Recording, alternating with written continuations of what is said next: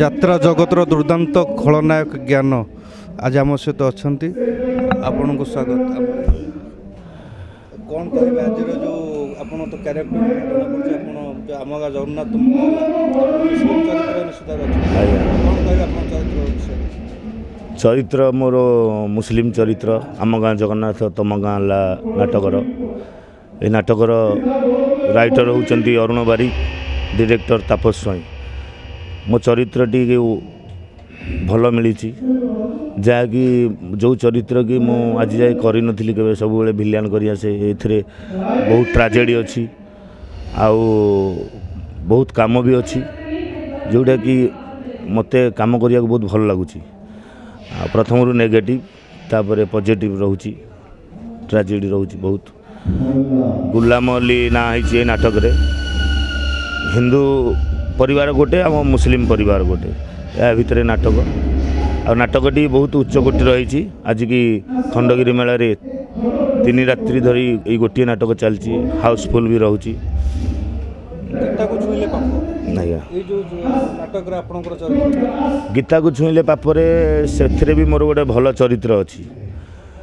ମାନେ ଚରିତ୍ରଟା ପ୍ରଥମରୁ ନେଗେଟିଭ୍ ହେଇ ଚାଲିଛି, ଲାଷ୍ଟକୁ ଚେଞ୍ଜ ହେଉଛି।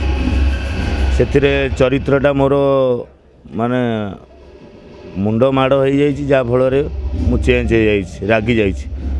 ମୋ ସାବତ ମା ମୋତେ ଯାହା କହୁଛନ୍ତି ମୁଁ ସେଇଆ କରୁଛି। ମୋ ବାପାଙ୍କୁ ବି ପିଟୁଛି, ସ୍ତ୍ରୀ କି ମାରୁଛି, କିନ୍ତୁ ପଛରେ ଯେତେବେଳେ ପୁଣି ଆଉ ଗୋଟେ ଆକ୍ସିଡେଣ୍ଟରେ ସେ ମୁଣ୍ଡ ମାଡ଼ ହେବ, ସେତେବେଳେ ମୁଁ ଚେଞ୍ଜ ହେଉଛି। ପୂର୍ବରୁ ଯାହା ଥିଲି ସେଇଆ ହେଇଯାଉଛି। ଆଜ୍ଞା, ପ୍ରେମ ସଭାରେ ପ୍ରୀତି ନାୟିକା ଚରିତ୍ର ବି ମୋତେ ବହୁତ ଉଚ୍ଚକୋଟୀର, ମାନେ ବହୁତ ଆରିଷ୍ଟୋକ୍ରାସି ଚରିତ୍ର। ସେ ଚରିତ୍ର ଯିଏ ନାଟକ ପ୍ରଥମରୁ ଶେଷ ପର୍ଯ୍ୟନ୍ତ ନ ଦେଖିବେ, ମୋ ଚରିତ୍ର କ'ଣ ସେ ବୁଝିପାରିବେନି। ମୁଁ ବଡ଼ ଭାଇ, ମୋର ସାନ ଭାଇ ହେଉଛନ୍ତି ପ୍ରତାପ ଭାଇ। ତାଙ୍କ ପାଇଁ, ମୋ ଘରର ମାନ ସମ୍ମାନ ପାଇଁ ମୁଁ ସବୁକିଛି କରୁଛି। ଏମିତିକି ମୁଁ ମିଛରେ ଅଭିନୟ କରୁଛି, ମିଛରେ ଗୋଟେ ନିରୀହ ଝିଅକୁ ଘରୁ ତା ନାଁ ବଦନାମୀ କରିକି ତାକୁ ତଡ଼ି ଦେଉଛି। କିନ୍ତୁ ସେ ନାଟକ ଯିଏ ପ୍ରଥମରୁ ଶେଷ ପର୍ଯ୍ୟନ୍ତ ନ ଦେଖିବେ, ମୋ ଚରିତ୍ର ବୁଝିପାରିବେନି। ବହୁତ ଭଲ ଚରିତ୍ର। ମୋର ଗୀତାକୁ ଛୁଇଁଲେ ପାପରେ ମାନ୍ୟା ଅଛି, ମୋ ନାଁ ଅଗ୍ନି, ଆଇ ମିନ୍ ନିଆଁ।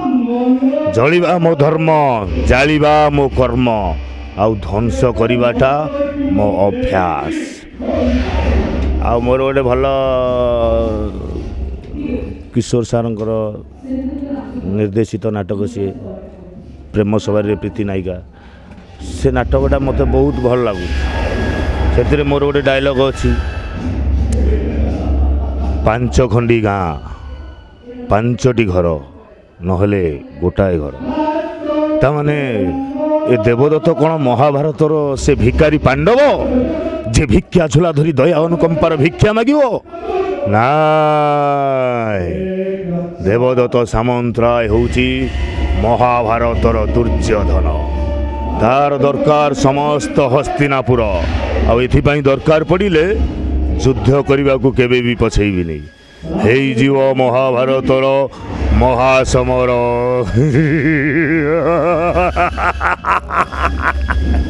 ଆଜିର ଯେଉଁ ନାଟକ ରହିଛି ତାର କିଛି ବିଶେଷ ଡାଇଲଗ୍? ଆଜିର ନାଟକ, ଭାଇଟା ମରିଯାଉଛି, ବାଡ଼େଇ ବାଡ଼େଇ ମୋ ଭାଇଟାକୁ ମାରି ଦେଉଛନ୍ତି, ଭଉଣୀଟାକୁ ସେନ୍ସଲେସ୍ କରିଦେଉଛନ୍ତି। ମୋର ବି ମୁଣ୍ଡ ମାଡ଼ ହୋଇଯାଇଛି। ଯେତେବେଳେ ଭଉଣୀ କହୁଛି ଭାଇ ମରିଯାଇଛି, ସେତେବେଳେ ମୁଁ ଜଗନ୍ନାଥଙ୍କୁ ଡାକୁଛି, କିଛି ଉପାୟ ନ ପାଇ ଜଗନ୍ନାଥଙ୍କୁ ଡାକୁଛି, ହେ ଜଗନ୍ନାଥ,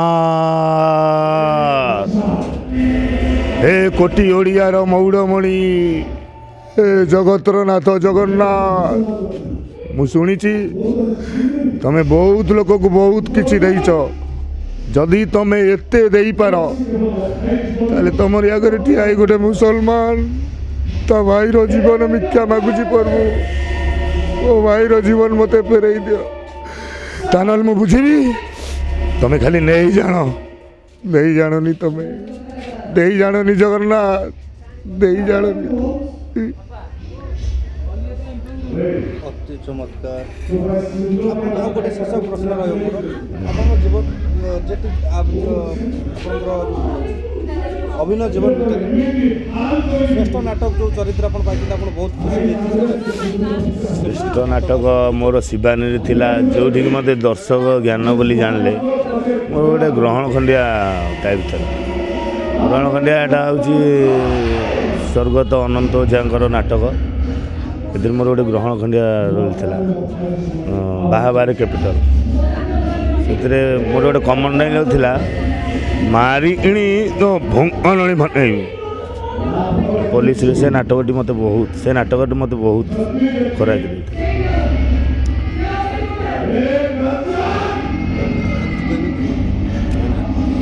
ଇଏ ଥିଲେ ଖଳନାୟକ ଜ୍ଞାନ।